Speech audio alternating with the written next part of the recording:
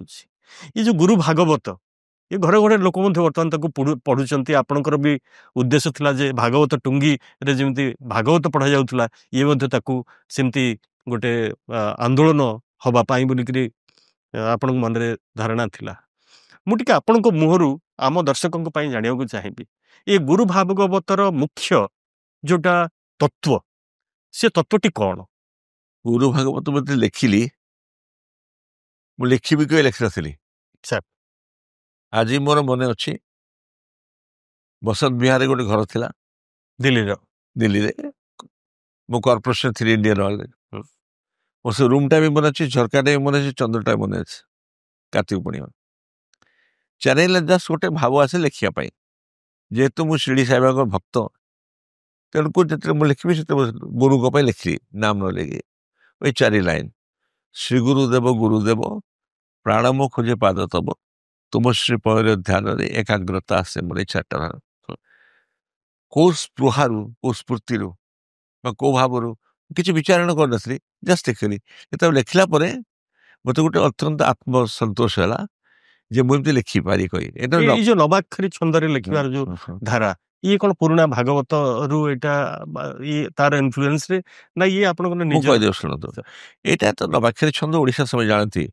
ମୁଁ ଏଇଟା ମୋ ଘରେ ଶୁଣିଥିଲି, ମୋ ବାପା ବି ଗାଉଥିଲେ, ମୋର ଭଉଣୀ ବି ଗାଉଥିଲେ, ତ ବାହାରେ ବି ଲୋକ ଗାଆନ୍ତି। ମୋତେ ଛନ୍ଦଟା ବହୁତ ଡିଫିକଲ୍ଟ ଛନ୍ଦ, କାରଣ ଅତି କମ୍ପାକ୍ଟ ବିଷୟରେ ବହୁତ କରିବାକୁ ପଡ଼ିବ। ଏବଂ ମୋତେ ସାମ ଏଇଟା ସବୁଠୁ ଛନ୍ଦ ଭଲ ଲାଗିଲା। ୟା ଆଗରୁ ମୁଁ 14 ଅକ୍ଷର ଲେଖିଥିଲି ଗୋପୀ ରଘୁ, ତା ଆଗରୁ ସେ 14 ଅକ୍ଷର ଟିକେ କ୍ଲିଷ୍ଟ ହେଲା।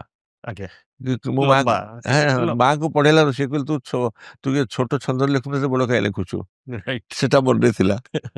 ତେଣୁ ଏଇଟା ଗୋଟେ ସ୍ପୋତ ଆସେ ଚାଲିଲାନି ଆଉ।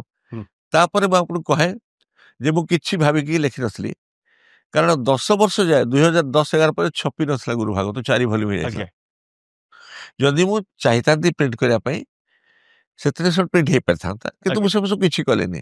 ମୁଁ କହିଲି ଗୋଟେ ଯଦି ଭାବ ଫ୍ଲୋ ଆସୁଛି ମୁଁ ଲେଖି ଚାଲିଛି, ମୋର କିଛି ଧାରଣା ନଥିଲା ଏଗୁଡ଼ା କରିବା ପାଇଁ। ସେଟା ସେପରି ଆରମ୍ଭ ହେଇଥିଲା। ଗୋଟେ ସମୟ ଆସିଲା ନିଜେ ଇନ୍ସପାୟାର୍ଡ ହେଇକି ଲୋକମାନେ ବି କହିଲେ, ସେଠୁ ସେ ଛପିବାର ପ୍ରଶ୍ନ ଆସିଲା। ନହେଲେ ଯଦି ଛପି ନଥାନ୍ତେ ମୋର କିଛି ଦୁଃଖ ନଥିଲା, କାରଣ ମୁଁ ସେଟା ନିଜେ ଲେଖି ମୁଁ ନିଜେ ସୁଖୀ ଥିଲି। ଯୋଉ ଲିଟରେଚରଟା ନିଜକୁ ଲେଖେ, ନିଜକୁ ସୁଖୀ କରେ, ସେଟା ବୋଧେ ପୂର୍ଣ୍ଣାଙ୍ଗ ସାହିତ୍ୟ। ସେଇଟା ଗୋଟେ ଆତ୍ମାଟା ସେଟାକୁ ଗ୍ରହଣ କରୁଥାଏ, ଆଉ ସେଇଟା ଲୋକଙ୍କୁ ଭଲ ଲାଗେ। କିନ୍ତୁ ସେ ସାହିତ୍ୟ କି ସାହିତ୍ୟ ଯଦି ସେ ସମାଜର ହିତରେ ନ ଲାଗିଲା, ସେଇଥିପାଇଁ ପ୍ରକାଶ କରିବାକୁ ଆବଶ୍ୟକ। ଆଗ ହଉଛି ନିଜ ଆତ୍ମାର ସନ୍ତୁଷ୍ଟ ଯଦି ନ ହବ ତମ ସାହିତ୍ୟରେ, ତାହେଲେ ପ୍ରକାଶ କଲେ କିଏ ତା ଗ୍ରହଣ କରିବ?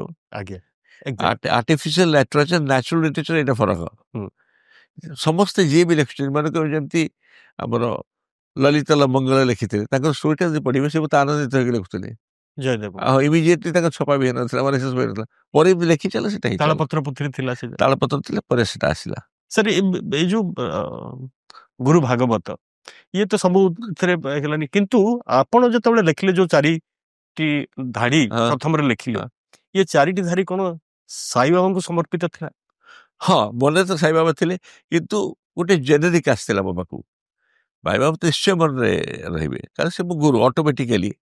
କିନ୍ତୁ ଲିଟରେଚରଟା ଆସୁଥିଲା, ପଛତ ପଟରେ ଗୁରୁ ଥିଲେ ଆଉ ଗୋଟେ ପଛତ ପଟରେ ଭାବ ଥିଲା।